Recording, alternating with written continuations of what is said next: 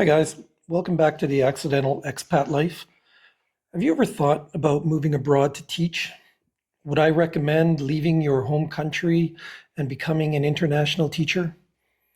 Well, after more than 25 years of doing exactly that, I say absolutely.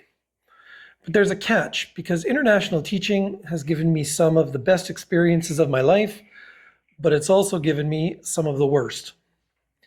This is the first of a three-part series on the good, the bad, and the ugly of moving abroad to teach. These are my top 10 reasons why it is good to become an international teacher. Let's do it.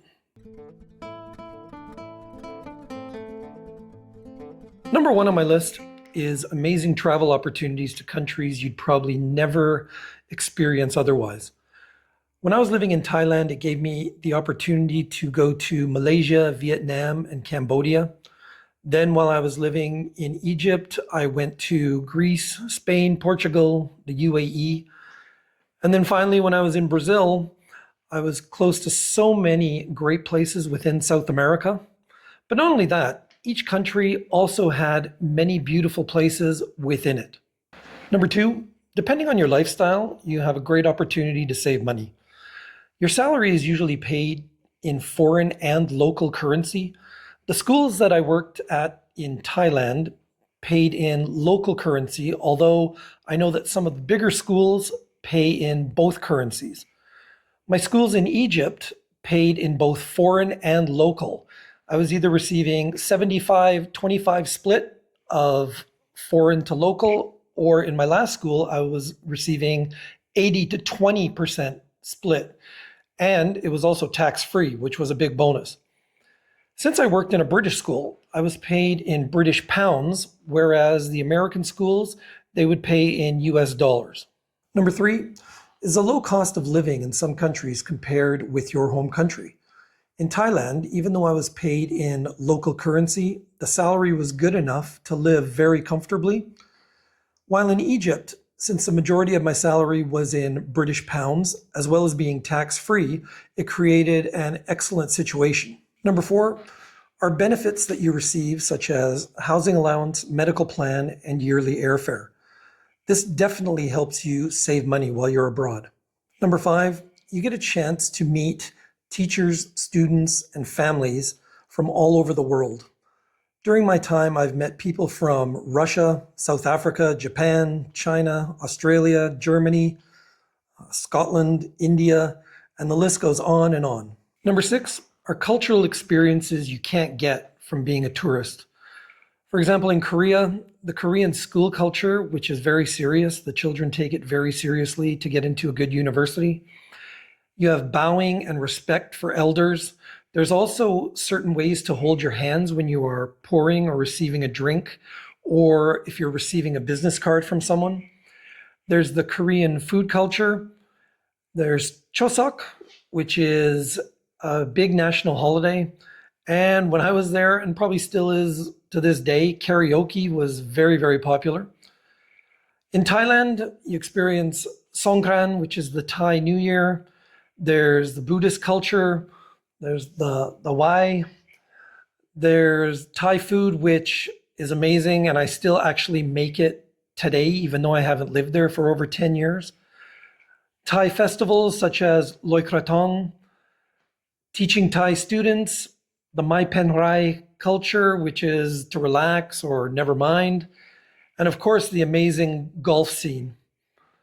In Egypt, I experienced Ramadan, also the Egyptian hospitality, like being invited to someone's home for a meal or for tea, negotiating or bargaining at the markets, the weddings, which are just a spectacular scene. The money that gets spent on weddings is just incredible.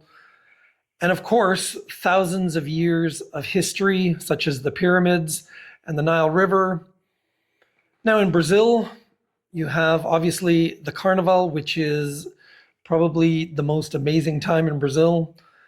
Football and volleyball are extremely popular, and the children take it really seriously. There's the passion for personal well-being, such as going to the gym, walking or jogging. Personal affection, such as hugs and kisses on the cheek when you meet someone, or holding hands. The Brazilian barbecue, which is amazing. The music, you have the samba, and teaching Brazilian students, which to me, in all honesty, are probably the best students that I've ever had the opportunity to teach. Number 7, more outdoor or lifestyle opportunities, such as beaches, golf, hiking, diving, snorkeling. Now, after Korea, I purposely decided to live in countries where the weather was hot, just so I could experience these different opportunities. Number 8 are international school resources and facilities. Sometimes these are much better than schools back home. I know that classroom teachers are provided with notebooks and pencils and crayons and tape and markers and all of that stuff. So it's definitely a better situation than it is at schools back home. Number 9 are the excellent opportunities for professional growth, such as becoming a head of department, or in my case, director of sport or athletic director.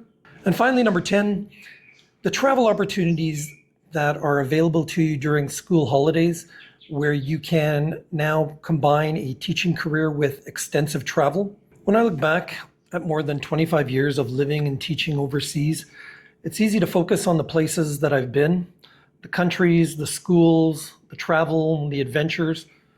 But honestly, the best part wasn't any one country. It was the life I was able to build because I had the courage to leave the life that I knew. I've met people I never would have met, experienced cultures that I never would have experienced, and collected memories that I wouldn't trade for anything. And that's the good side of being an international teacher. But it hasn't always been this good, because for every great experience, there have been some pretty difficult ones. And that's where we're going next. In the next video, we're going to talk about the bad. So if you're thinking of becoming an international teacher, or you've already taken the leap, I'd love to hear about your experience in the comments. And if you want to hear the other side of this story, subscribe and join me for the bad. We'll see you in the next one.